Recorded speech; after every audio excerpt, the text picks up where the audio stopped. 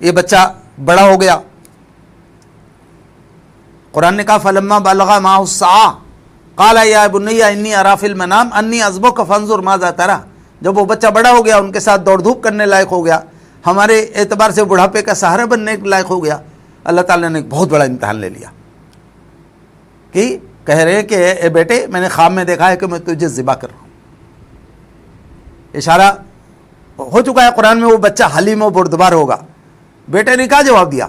یا ابتف فعل ما تؤمر ستجدنی انشاءاللہ من الصابرین. ابو آپ کو جو بھی حکم ہو رہا ہے آپ کر گزریے، انشاءاللہ مجھے جمنے والوں میں سے پائے. منظر کشی میں بھی قرآن کا کوئی جواب نہیں ہے. قرآن نے کہا فلما اسلم وتلہ للجبین، جب ان دونوں نے اپنے آپ کو میرے حوالے کر دیا اور اس نے اس کو پیشانی کے بل گرا لیا، پھر اللہ خاموش نہیں رہا، بالکل چوری رکھ دی تو پھر اللہ خاموش نہیں رہا. قرآن کے الفاظ ہیں وَنَادَيْنَاهُ أَن يَا إِبْرَاهِيمُ قَدْ صَدَّقْتَ الرُّؤْيَا. ہم نے ابراہیم کو پکارا، اے ابراہیم میرے بندے تو نے تو خواب کو بھی سچ کر دکھایا. میں کبھی کبھی سوچتا ہوں کہ ابراہیم علیہ السلام نے یہ بیٹے کی بھیک اللہ ہی سے تو مانگی تھی، بڑھاپے کا سہارا اللہ ہی سے مانگا تھا. کہہ سکتے تھے کہ اللہ میاں آپ ہی سے تو یہ بھیک مانگی ہے، اب اس کو واپس نہ مانگی. لیکن ابراہیم کو جو اللہ رب العالمین سے تعلق تھا، ان کو اس تعلق کے وقار کے منافی لگا کہ وہ اللہ تعالیٰ سے کہتے کہ نہیں نہیں آپ اس کو نہ مانگیے. تیار ہو گئے. شیطان نے پہلے، ابلیس نے حضرت حاجرہ کو بہکایا، سخت ناراض ہوئے. انہوں نے کہا کہ میرے شوہر اللہ کے پیغمبر ہیں. تو شیطان نے لینے بھاگ یہاں سے. وہ جو کچھ کرتے ہیں اللہ کے حکم سے کرتے. منع بچے اسماعیل کو جو ہے بہکایا، انہوں نے کہا تو شیطان لین ہے، تجھے پتہ ہے میرے ابو اللہ کے پیغمبر ہیں. اٹھا کے ایک پتھر مارا. حضرت ابراہیم علیہ السلام کو جا کے اس نے اکیلا کہا نہیں میں نہیں کرنے دوں گا. حضرت ابراہیم نے اس کو بڑا پتھر مارا. حج کے ارکان میں چھوٹا ہو بڑا پتھر، بیٹے کا عمل بھی جو اس وقت نبی نہیں تھا اس کا عمل بھی. والذین معہ، یہ اشارہ کتنا بلیغ ہے کہ اس گھر کے ہر آدمی اسوہ حسنہ.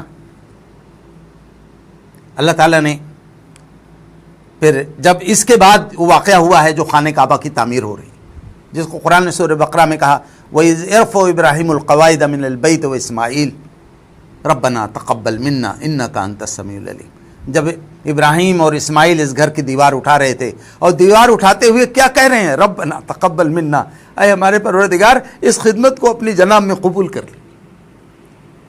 مطلب معاف کیجیے گا، ہم اور آپ جیسے کچھ ہیں، ہم سب اپنے آپ کو جانتے ہیں، لیکن ابراہیم اور اسماعیل کی تو پوری زندگی ایسی ہے کہ اس پہ ہر ایمان والے کو پیارا ہے، ہر ایک رشک کر لے. اللہ تعالیٰ نے جس چاہت اور جس محبت کا مظاہرہ کیا ان کے تعلق سے، وہ لوگ اگر یہ کہہ رہے ہیں کہ اتنا پاکیزہ خدمت اللہ کا گھر بناتے ہوئے اے ہمارے رب اس خدمت کو ہماری طرف سے قبول کر لیجئے، تو ہمیں بھی ہر نیک کام کرتے ہوئے اللہ تعالیٰ سے کہنا چاہیے ربنا تقبل منا. ایک نبی کا ایک اسوہ یہ بھی موجود ہے. یہ وہ اس کے بعد دعا کرتے ہیں ہمیں اپنا مسلم بنا، ہماری امت ذریت میں سے ایک امت مسلم اٹھا. قرآن میں امت مسلمہ کے لیے پہلا نام وہی آیا ہے جو سورہ بقرہ میں ہے. یہاں میں صرف ایک اشارہ کرنا چاہتا ہوں کہ اللہ رب العالمین نے اس پورے تناظر میں جو ابھی حضرت حاتب بن بلتا کا تذکرہ آیا، اللہ تعالیٰ نے کہا کہ دیکھو آج تمہارے نبی نے تمہیں تاکید کی کہ یہ خبر نہیں باہر جانی ہے. اس کے باوجود بال بچوں کی محبت غالب آ گئی. فطری بات تھی، محبت تو ہوتی ہی ہے سب کو، لیکن اللہ اور اس کے رسول سے جو وابستگی ہے، وفاداری ہے، اور رسول کے اس حکم کی جو تاکید کی نزاکت ہے، اس کو ملحوظ نہ رکھ پانے کی جو کمزوری سامنے آئی تھی، اللہ تعالیٰ نے فرمایا تم بال بچوں کی محبت میں اس قدر چلے گئے کہ اپنے نبی کے پورے بنائے ہوئے نقشے کو گویا وہ ختم ہو جائے گا، ڈیمیج ہو جائے گا. تاریخ میں میرا ایک بندہ ابراہیم گزرا ہے، ذرا اسے بھی دیکھ لو، اس کے بھی بال بچے تھے. میرے اشارات پر اس نے اپنے گھر، اپنے والدین، اپنے معاشرے اور اپنے شہر کو کس طرح چھوڑا، کس طرح سے اپنے منع بچے کو لے جا کر کے بے آب ہو گیا میدان وادی میں چھوڑ کے آیا، کس طرح میرے اشارے پر اپنے بچے کو قربان کرنے کے لیے تیار ہو گیا. یہ بتایا جا رہا ہے قد کانت لکم، لکم میں یہ جمع ہے، یعنی ایمان والوں کو مخاطب کر کے کہا جا رہا ہے کہ تم سب کے لیے میرے بندے ابراہیم میں بہترین اسوہ ہے. اسوۃ حسنۃ فی ابراہیم والذین معہ۔ ایک بہت بڑی بات جو دین کی دعوت کا جذبہ رکھتے ہیں ان کے لیے ایک بہت اہم بات کہی گئی آگے، اذ قالوا لقومہم انا براء منکم ومما تعبدون من دون اللہ۔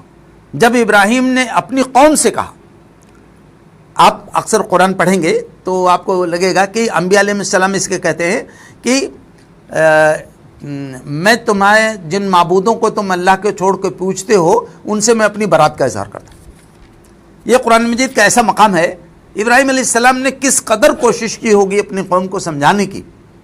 آخر میں انہوں نے پہلے یہ نہیں کہا کہ جن کو اللہ کو چھوڑ کر تم پوچھتے ہو ان سے برات کا اظہار کرتا ہوں، پہلے یہ کہا انا براء منکم، میں تم سب سے برات کا اظہار کرتا ہوں، ومما تعبدون من دون اللہ، اللہ کو چھوڑ کر جن کو تم پوچھتے ہو ان سب سے برات کا اظہار کرتا ہوں۔ یہ معاملے کی اس وقت کیا شدت و نزاکت رہی ہوگی اس کی طرف بھی اشارہ ہو رہا۔ البتہ وہ کہتے ہیں کہ کفرنا بکم، میں تم سے کفر کر چکا ہوں، وہ بدا بیننا و بینکم العداوۃ والبغضاء، میرے و تمہارے درمیان ابدی عداوت اور دشمنی ہو چکی ہے، بس ایک بات اختیار کر لو سب ختم ہو جائے گی، حتی تؤمنوا باللہ وحدہ، اللہ واحد پر ایمان لے آؤ بس ختم۔ یہ دشمنی عداوت باقی رہے گی جب تک تم اللہ واحد پر ایمان نہ لے آؤ۔ ان کی بھلائی کے بھی لیے ان کی ہی بات تھی، اور حق کی جو ہے حقانیت تو سچائی سے تقاضا کر رہی تھی کہ ان سے یہ بات کہی جائے۔ یہاں ایک بات میں آپ سے عرض کر دوں، یہ آگے ایک جملہ ہے کہ ابراہیم کا ایک قول تمہارے لیے اسوہ نہیں ہے، الا قول ابراہیم۔ جب انہوں نے اپنے باپ سے کہا الا قول ابراہیم لأبیہ لأستغفرن لک وما املک لک من اللہ من شیء، یہ قول ابراہیم کا تمہارے لیے اسوہ نہیں ہے جو ابراہیم نے اپنے باپ سے کہا۔ ان کا باپ تو جانتے ہیں کفر نے، کافر ہی نہیں تھے، مشرک نہیں تھے، وہ امام الکفار والمشرکین تھے۔ ان کو حضرت ابراہیم نے نکلتے ہوئے شہر سے کہا ابو میں آپ کی مغفرت کے لیے اللہ سے دعا کروں گا، حالانکہ بڑی محتاط باتیں تھیں، لیکن اتنی بات بھی اللہ تعالیٰ نے اس کی گنجائش نہیں رکھی۔ فرمایا کہ ابراہیم کے یہ بات تمہارے لیے اسوہ نہیں ہے جو ابراہیم نے چلتے ہوئے اپنے باپ سے کہا تھا کہ میں آپ کے لیے مغفرت کی دعا کروں گا، حالانکہ وہ کہہ بھی رہے ہیں کہ وما املک لک من اللہ من شیء، میں مغفرت کی دعا تو ضرور کروں گا اللہ تعالیٰ سے آپ کے لیے، لیکن اللہ تعالیٰ کے یہاں سے آپ کے لیے کچھ لے لینا یہ میرے بس میں نہیں۔ ربنا علیک توکلنا والیک انبنا والیک المصیر، اے میرے پروردگار میں تیری ہی اوپر بھروسہ کرتا ہوں، تیری ہی طرف پلٹتا ہوں، انابت کرتا ہوں، اور تیری ہی طرف ہمیں پلٹ کر آنا ہے۔ لیکن یہ بات یاد رکھے کہ اگر کوئی بھی شخص کافر ہے، مشرک ہے، اللہ کا باغی ہے، اس کی مغفرت کی دعا نہیں کر سکتے ہیں۔ آپ کو میں ایک اشارہ کر دوں تو آپ کو عجیب لگے گا، ہمارے یہاں گاندھی جی تھے نا، تو گاندھی جی کے ایک بیٹے ایمان لے آئے تھے، وہ ایمان لائے، ان کا نام عبداللہ گاندھی تھا۔ ان کے بارے میں نے گاندھی جی کا مضمون پڑھا ہے، انہوں نے لکھا کہ عبداللہ میرے بچوں میں سب سے زیادہ میرا خیال رکھتے ہیں اور بہت ہی پاکیزہ اخلاق کے ہیں، لیکن گاندھی جی کا جب انتقال ہو گیا تو انہوں نے ایصال ثواب کرنا چاہا۔ بہت بڑے علماء اس زمانے میں مولانا محمد یوسف لدھیانی وغیرہ تھے، ان لوگوں نے جو فتویٰ دیا کہ نہیں آپ نہیں کر سکتے، کیونکہ ایصال ثواب اس کے لیے کیا جاتا ہے جس کا خاتمہ ایمان پر ہوا، چنانچہ وہ بعد میں مرتد ہو گئے۔ لیکن اسلام اپنے اصول سے نہیں بدل سکتا۔ یہاں جب حضرت ابراہیم علیہ السلام کو نہیں اجازت ہے کہ وہ اپنے مشرک باپ کے لیے دعا کریں مغفرت کی، تو کسی اور کا کیا ہوا؟ تو یہ میں اس لیے عرض کر رہا ہوں کہ یہ آیات جو ہے ہمارے احوال سے کافی اس وقت ہمیں کچھ اشارات کرتی ہیں کہ ہمیں کس انداز میں اپنے آپ کو دین پہ قائم رکھنا ہے۔ یہاں آگے کی جو آیت ہے، وہ جو آیت ہے وہ ایک دم سورہ احزاب کی آیت سے ملتی جلتی ہے۔ اس میں اللہ تعالیٰ نے فرمایا کہ لقد کان لکم فیہم اسوۃ حسنۃ لمن کان یرجو اللہ والیوم الآخر، بالکل یہی الفاظ تقریباً استعمال ہوئے ہیں سورہ احزاب میں۔ لقد کان لکم فی رسول اللہ اسوۃ حسنہ، رسول اللہ کی زندگی میں تمہارے لیے بہترین نمونہ ہے، لمن کان یرجو اللہ والیوم الآخر، یہ دونوں الفاظ دونوں جگہ کامن ہیں، جو اللہ پر امید رکھے اور جو آخرت پر امید رکھے۔ ایک اشارہ ہو رہا ہے وہاں جب بھی اسوہ حسنہ کے جو دونوں مقام پر یہ آیا ہے دونوں جگہ بہت نازک حالات میں آیا ہے۔ حضرت ابراہیم علیہ السلام نے کن حالات میں اختیار کیا یہ اسوہ، اس کا تو آپ کے ذہن میں ہے، لیکن کن حالات میں مکے کے فتح مکہ سے پہلے مسلمانوں کو ابراہیم علیہ السلام کو اسوہ یاد دلایا گیا، وہ بھی کتنا نازک جنکچر تھا۔ اور غزوہ احزاب میں محمد صلی اللہ علیہ وسلم کو جب اسوہ حسنہ قرار دیا گیا تو وہ بھی کتنے نازک حالات تھے، پورا مدینہ گرا ہوا تھا، جان کے لالے پڑے تھے، راشن پانی بھی ختم ہو رہا تھا، ایک طرف سے یہود، دوسری طرف سے مشرکین کا بہت بڑا جو ہے ایک طرح سے لشکر حملہ آور تھا۔ تو وہاں بھی لقد کان لکم فی رسول اللہ اسوۃ حسنہ، رسول اللہ کی زندگی میں تمہارے لیے بہترین اسوہ، اور اشارہ کیا گیا کہ دیکھو تمہارے رسول نے کس طرح سے ان نازک حالات میں خندق کھودا، پہرے داری کی، تمہارے ساتھ قربانیاں دیں۔ تمہارے کسی آدمی کے پیٹ پر ایک پتھر بندھا تھا تو رسول کے پیٹ پہ دو پتھر بندھے تھے۔ یہ اشارہ ہو رہا ہے کہ یہ کون لوگ کر سکتے ہیں؟ جو اللہ پر امید رکھتے ہیں، جو دنیا کے بہت خاص بات ہے یہ، لمن کان یرجو اللہ، یہ رسول کے ان بلند بالا اعلیٰ ترین عظیمت کے طریقے پہ کون لوگ عمل کر سکتے ہیں؟ جنہیں اللہ پر امید ہے۔ جو دنیا کے وسائل و ذرائع کی نفی نہیں کی گئی، لیکن اصل بھروسہ اللہ پر جن کو ہے، اللہ سے امید ہے، وہی لوگ اس اسوے کو اختیار کرنے کی ہمت کر سکتے ہیں۔